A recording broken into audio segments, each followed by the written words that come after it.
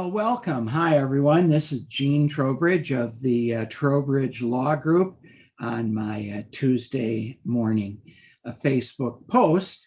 And I'm happy to have you all with me. It's a little earlier here in California and having a cup of coffee in one of my attractive Trowbridge Law Group coffee mugs. Good.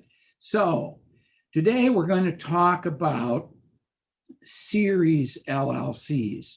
I get questions, as you can imagine, all week long, and the questions generally become the topics of my Facebook posts. And this week I did get a question about Series LLC, and I thought I would turn that into some information for you.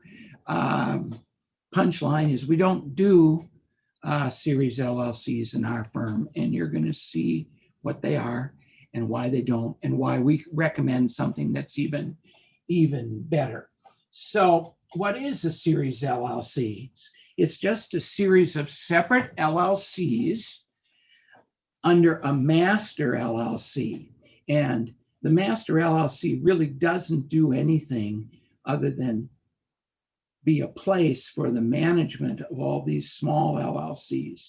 And each of the Series LLC has different investors and could own a different, in real estate, they could own a different property. And so that sounds like that's a pretty good idea. And why would you do that? Well, you consolidate management in the master LLC. That might give you some shortcuts. Some people think they're going to save filing fees because they only have to file that master LLC once in the state and only pay one filing fee. That really doesn't work. They like the idea of matching investors with different businesses. You can do that much better, I think, some other ways. And each business stands alone. There's no coordination between the businesses. I've got a picture. I want to show you this picture. This is what a Series LLC looks like. We've got this Series LLC, the LLC that's formed to manage multiple LLCs. And we have members buy interest in one of the Series LLC, which is a separate LLC, which runs a business or owns a property. And so we can have investors, different members, different properties, and go forward. And that's the purpose of it. Delaware started the Series LLC world, and most Series LLCs are formed in Delaware. But let's look at this. Why wouldn't we do a Series LLC? Well, Series LLCs are only authorized in 19 states. So well over half of the states don't even recognize a Series LLC. So I guess if you were going to find investors and properties in multiple states, this is going to be a problem for you. If you're going to find lenders that are headquartered in multiple states and the states don't recognize a Series LLC, that's going to be a problem for you. And in 19 states, what do you think? Do you think there's uniformity in all the rules? No, in fact, there isn't. And in fact, there has been something passed that's called the Uniform Series LLC law, but only 4 states have adopted the uniform practice.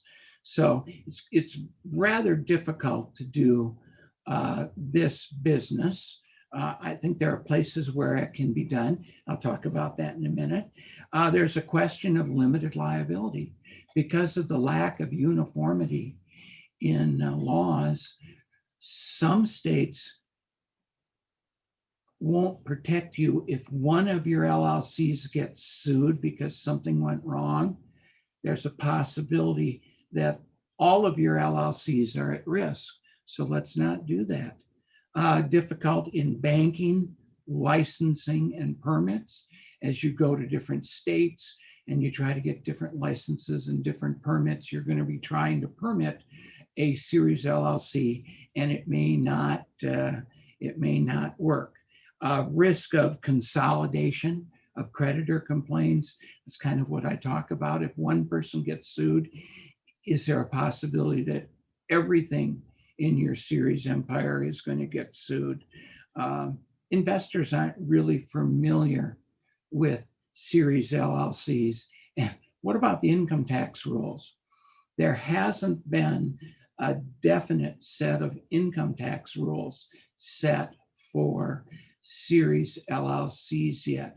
And we don't know if the little LLCs below are really disregarded entities. Where is the tax return going to be formed?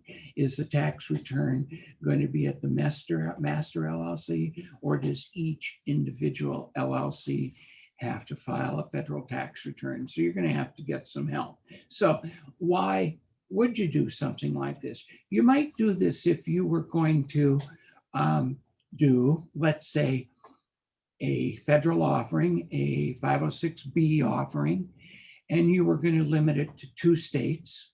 The properties and all the investors were just in 1 or 2 states, and the 1 or 2 states have series LLC laws, and you've researched them, but you're stuck there. Let's say your states are Texas and Oklahoma, you're raising money, and one of the investors says, Uncle Bob in Nevada wants to invest. Well, that may very well be a problem. So we just simply don't do it for all those reasons, but we have a plan that works, that we do all the time, that works really just as well. What do we recommend?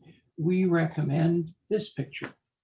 We recommend that you do an LLC that's formed to facilitate the ownership of multiple properties, multiple businesses. All the members, under one format of this offering, all the members go into Investment LLC, and Investment LLC becomes the sole member of the single purpose entity that is formed in real estate to own one property, or in the business world to own one business. So we have this Investment LLC, and you can have as many of these single purpose LLCs as you want, and it's all federal law. Each individual, federal law for securities, each individual LLC would have the law of the state that governs it. We have one syndicator now who's doing this work, and they're buying single tenant net lease properties, Family Dollars, Dollar Generals, all over the United States. And the last offering they had 10 individual properties in different states that this Investment LLC was the sole member.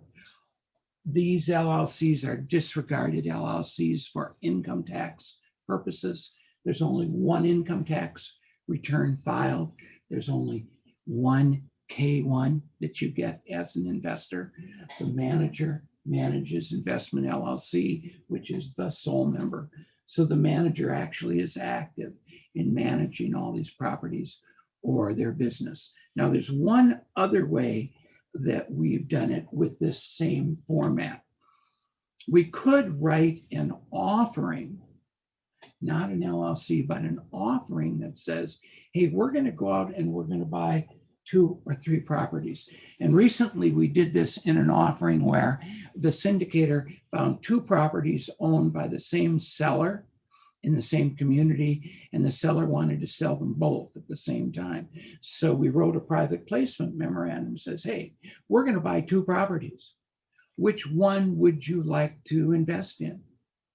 And we have an operating agreement for one property. We have an operating agreement for another property, right? And you can pick which property you want to invest in. You can invest some in one and some in the other. You can do that, and we would have 2 tax returns. We wouldn't have the master LLC. We'd have the individual LLCs with the individual properties, but we just write one PPM for it. Save you a lot of money and a lot of time. So if you come to us, sorry, we're not going to do an LLC for you. We have better better solutions for you, we believe. And that's what I wanted to talk about today, because that's the question I had.